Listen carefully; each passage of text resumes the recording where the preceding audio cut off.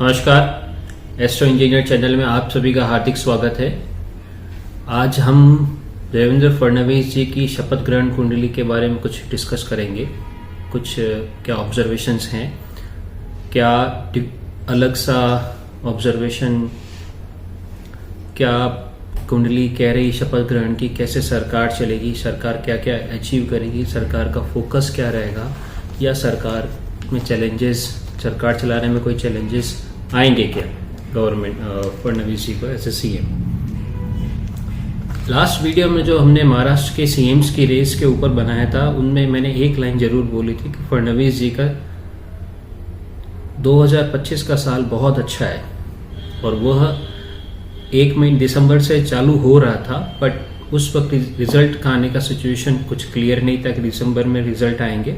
और दूसरा, एकनाथ शिंदे जी का हॉरोस्कोप भी मजबूत था, बट बीजेपी के ओवरऑल हॉरोस्कोप की स्ट्रेंथ और जो उनका आरएसएस का अलाइनमेंट, जब से ये दो आरएसएस के अलाइनमेंट हुए बीजेपी के आरएसएस के साथ वापस आफ्टर लोकसभा इलेक्शंस, हमने हरियाणा और महाराष्ट्र में इनका आउटकम देखा है। ये जब मैंने बीजेपी की हॉरोस्कोप एनालिसिस की थी, उसमें मैंने क्लियरली मेंशन किया था कि जब तक आप अपने पेरेंट को पकड़ के रहोगे, क्योंकि आप केतु आपका 9th हाउस में है, बीजेपी की हॉरोस्कोप में केतु 9th हाउस में है, 9th हाउस मतलब आपके पेरेंट्स या आपकी लीगेसी को है, तो आपको उनको छोड़कर आपको कोई ग्रोथ नहीं होगी। जब से ये रीअलाइनमेंट हुआ है वापस बीजेपी और आरएसएस का, तब से हमने ये चीज देखी।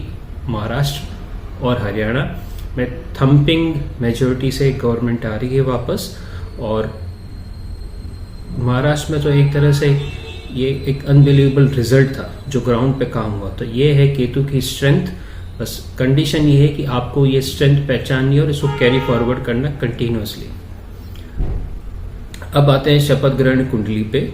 फडणवीस जी का टाइम डेफिनेटली बहुत अच्छा है, दिसंबर से, इनफैक्ट नेक्स्ट ईयर बहुत अच्छा है।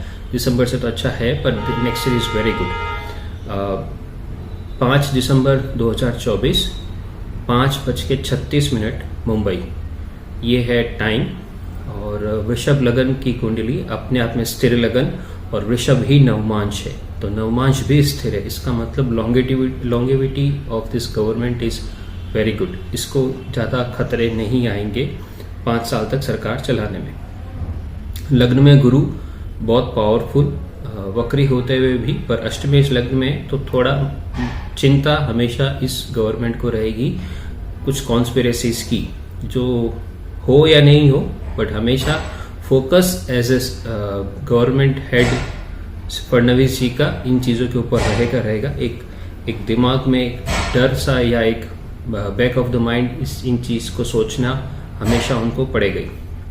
सेकेंड हाउस में कोई प्लैनेट नहीं, थर्ड हाउस में मंगल नीच के हैं, बट मंगल का नीच भंग हो रहा है, चंद्रमा उनके सामने है मकर राशि में, तो मंगल का नीच भंग हो गया।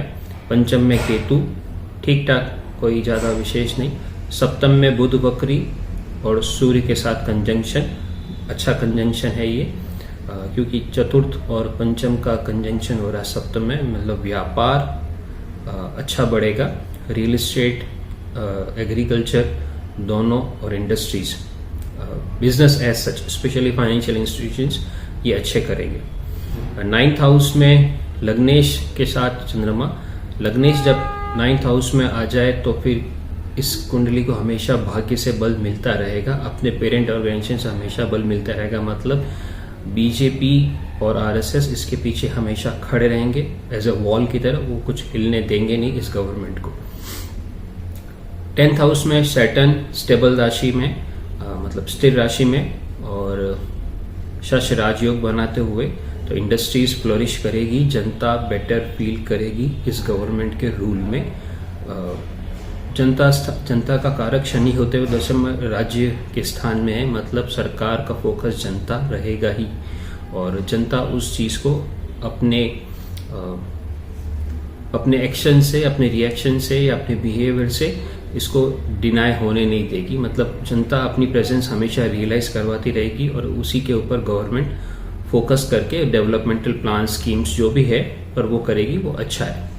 सैटर्न की दृष्टि सूर्य पे जरूर है, चतुर्थ भाव की दृष्टि पे, तो ये एक डिफिकल्ट एस्पेक्ट है सैटर्न का सन के ऊपर जो 10वीं दृष्टि जा रही है, ये थोड़ा एक डिफिकल्ट केस है। तो सरकार और जनता में किटर पिटर इसको सरकार और जनता में कभी कभी अंडरस्टैंड और अलाइनमेंट का डिफरेंस पॉसिबल है, क्योंकि अब 13 करोड़ का स्टेट लेके चल रहे हो, तो ये सब अब हमेशा हर किसी को हर वक्त खुश नहीं रख सकते हो। तो ये इश्यूज हमको ऑब्जर्व होंगे जरूर।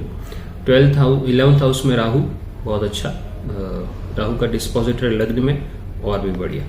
तो ओवरऑल लग्न कुंडली जो बनी शपथ ग्रहण की वो बहुत मजबूत, नवमांश भी बहुत मजबूत, वापस वृषभ नवमांश, गुरु उच्च के 3rd हाउस में, राहु 5th में कन्या राशि के, ये कन्या राशि का राहु अच्छा, बट 5th हाउस में राहु एक तरह से एक इल्यूजन में रखने वाले भी हैं।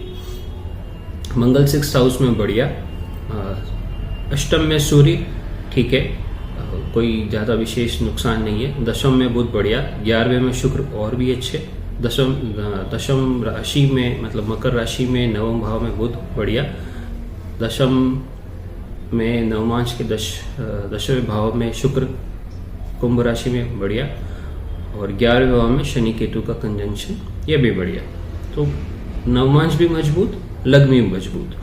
अब आ जाते हैं पंचांग के ऊपर, 5:36 में क्या क्या 5 अंग जो है टाइम के, तो वो क्या क्या चीजें इंडिकेट कर रहे हैं। सबसे पहला नक्षत्र श्रवण नक्षत्र, चंद्रमा का नक्षत्र, देवता विष्णु जी, और इसकी पावर जो है वो अब इकोनॉमिकल अबंडेंस या एम फॉर अबंडेंस का है। तो मनी वाइज ये सरकार और इकोनॉमिकल ग्रोथ वाइज ये सरकार बहुत अच्छा करेगी। एनर्जी जो है इस नक्षत्र की वो है कनेक्टिंग, मतलब लोगों के साथ टच बहुत अच्छा रहेगा। सरकार के रिप्रेजेंटेटिव, लोगों के रिप्रेजेंटेटिव्स की बात सुनी जाएगी और चीजें अच्छी तरीके से मूव होगी। नक्षत्र बहुत अच्छा पॉजिटिव चंद्रमा का। सेकंड चीज आ गई वार, गुरुवार बहुत अच्छा वार इस चीज को, किसी भी चीज को शुरू करने के लिए, और पक्ष शुक्ल है। सबसे अच्छी चीज ये है कि शुक्ल पक्ष की तरफ, शुक्ल पक्ष में ये सरकार शपथ ग्रहण कर रही, तो चंद्रमा को पक्ष बल भी मिलना शुरू हुआ। थर्ड चीज तिथि पंचमी, बहुत बढ़िया तिथि। पंचमी तिथि के स्वामी विष्णु जी या सरस्वती जी को भी मानते हैं और अपने आप में एक पूर्ण तिथि है। तो ग्रोथ अबंडेंस के लिए ये तिथि बहुत शानदार। योग ध्रुव ये भी बहुत अच्छा, जब ध्रुव योग बनता है तो पावर और अबंडेंस आता है, उस टाइम पीरियड में एक पॉजिटिविटी है।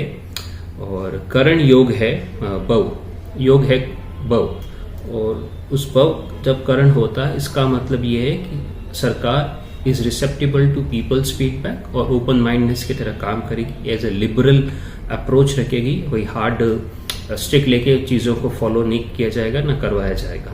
तो ओवरऑल अगर पंचांग के 5 पार्ट्स देखूं तो मुझे ऑलमोस्ट सारी चीजें पॉजिटिव है। नक्षत्र पॉजिटिव, वार पॉजिटिव, तिथि पॉजिटिव, योग पॉजिटिव और करण पॉजिटिव। तो पंचांग के चारों एलिमेंट्स पॉजिटिव। दशा जो सरकार को मिली है वो चंद्रमा की है। चंद्रमा में चंद्रमा 3rd हाउस के मालिक होके 9th हाउस में बैठे हैं, और अपने आप में एक इमोशनल कनेक्ट जनता का गवर्नमेंट से बनेगा, और जनता बहुत वेलफेयर स्कीम्स का फायदा उठाएगी गवर्नमेंट। हाँ, गवर्नमेंट एक चीज जरूर है कि वेलफेयर स्कीम्स के ऊपर बहुत ज्यादा ध्यान देगी या देना पड़ेगा, क्योंकि मून एक नर्चरिंग प्लैनेट है। मून को सोशल कनेक्शंस बहुत इंपॉर्टेंट है for nurture of its people, nurturement of its people. तो सरकार ग्रोथ की तरफ बहुत फोकस करेगी और उसके रिजल्ट्स अच्छे आएंगे पब्लिक के लिए, और पब्लिक में इसका अप्रिसिएशन भी होगा। एक ऑब्जर्वेशन जरूर है मेरा कि लग्न का नक्षत्र जब शपथ ग्रहण कुंडली वो रोहिणी, चंद्रमा का नक्षत्र व श्रवण, दोनों चंद्रमा के ही नक्षत्र हैं, और बृहस्पति भी रोहिणी नक्षत्र में। तो चंद्रमा का इन्फ्लुएंस हॉरोस्कोप में बहुत ज्यादा है, कुंडली पर बहुत ज्यादा है, और इसलिए इसका मतलब वेलफेयर स्कीम्स के ऊपर बहुत ज्यादा काम होगा और उसका रिजल्ट भी अच्छा आएगा। अब दशा चंद्रमा में चंद्रमा की मिली सरकार को, वो चंद्रमा में चंद्रमा रहेंगे 12 सितंबर 2025 तक। तब तक कोई खतरा है नहीं। 12 सितंबर से 12 अप्रैल 2026 यहाँ एक डिफिकल्ट टाइम जरूर होगा सरकार के लिए, चैलेंजिंग। और उसमें मेनली जो चीज़ है वो कुछ पार्टनर्स के साथ इश्यूज हो सकते हैं। जो महायुति में दूसरे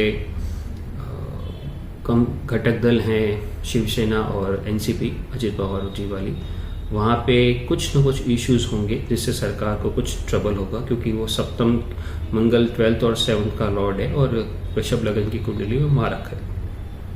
और नवमांश में उस जब वो तुला राशि में गए हैं तो कोई न कोई इश्यू जरूर होगा छठे भाव में। तो कुछ जब चंद्रमा में मंगल चलेंगे 6 महीने का जो पीरियड है, 7 महीने का, ये एक थोड़ा डिफिकल्ट पीरियड होगा सरकार के लिए। बट खतरा नहीं है सरकार को, पर सरकार इस महीने में कुछ स्ट्रेस जरूर फील करेगी। चंद्रमा में राहु बढ़िया, कोई ज़्यादा विशेष दिक्कत नहीं, पर सरकार को अपने निर्णयों पे बहुत ध्यान देना पड़ेगा कि इनके निर्णय से कोई ज़्यादा बड़ा इशू नहीं हो जाए। हाँ, लोन के ऊपर सरकार को बहुत फोकस करना पड़ेगा। ये सरकार मुझे बहुत ज़्यादा लोन लेते हुए दिख रही है, पर ये चीज़ें फाइनेंशियल मैनेजमेंट वृषभ लगन का वैसे बहुत अच्छा होता है, बट लोन्स के ऊपर सरकार का जोर ज़्यादा रहेगा, वो थोड़ा उनको सोचना पड़ेगा। और चंद्रमा में राहु 12 अक्टूबर 2027 बढ़िया पीरियड। चंद्रमा में गुरु 12 फरवरी 2029, ये भी अच्छा पीरियड, चाहे वो अष्टमेश और 11वें लाभेश की अंतर्दशा है, बट फिर भी समय ठीक ही रहेगा। चंद्रमा में शनि लगेंगे सरकार के लास्ट 6 महीने के कार्यकाल के उस वक्त, और वो एक थोड़ा स्ट्रेसफुल पीरियड जरूर रहेगा। तो शनि अपने घर के हैं, बट शनि का एक जो मूल स्वभाव है बंधन में रखने का, तो वो एक डिफिकल्ट केस जरूर बनाता है, बट वो भी ज़्यादा सरकार को कोई खतरा नहीं है। हाँ, ये चीज़ ज़रूर है कि सरकार के खिलाफ उस समय कुछ विरोधी ताकत जरूर पावरफुल हो, खतरा नहीं होगा, बट ये उस नेक्स्ट इलेक्शंस जब भी होंगे उनमें स्ट्रेस जरूर नजर आएगा। तो ओवरऑल ये गवर्नमेंट बहुत बढ़िया है, 5 साल तक स्टेबिलिटी का कोई नुकसान दिखता नहीं है मुझे। और इस बीच में पद कोई चेंज हो जाए या इसका हेड चेंज हो जाए, ऐसा भी मुझे फिलहाल तो कोई सिम्टम नजर नहीं आता। तो गोचर वाइज भी सब कुछ ओके ही रहेगा। शनि का जब गोचर मेष में आएगा वो 2027 के आसपास, तब जरूर थोड़ी इश्यूज होंगे, पर अदर देन दैट मुझे कोई प्रॉब्लम नजर नहीं आती। तो सरकार 5 साल आराम से खींच लेगी, चला लेगी और अच्छे से चलाएगी। और देवेंद्र फडणवीस जी का टाइम बढ़िया है, स्पेशली 2025 ऑनवर्ड्स उनका टाइम बेटर ही है। तो होपफुली महाराष्ट्र को वापस इकोनॉमिकल ग्रोथ के इंजन पे जरूर देखेंगे, और एज ए लीडर अभी भी वो इंडिया का रिचेस्ट स्टेट है इन टर्म्स ऑफ जीडीपी, वो कंटिन्यू रहेगा और अब काफ़ी टाइम तक कंटिन्यू रहेगा, क्योंकि जो गवर्नमेंट का जो शपथ ग्रहण कुंडली है वो बहुत अच्छी है, मजबूत है और साउंड है। आशा करता हूँ आपको ये एनालिसिस अच्छा लगा होगा। कृपया चैनल को लाइक करें, शेयर करें, कमेंट करें इस वीडियो पे। मैं आंसर देने की पूरी कोशिश करूँगा।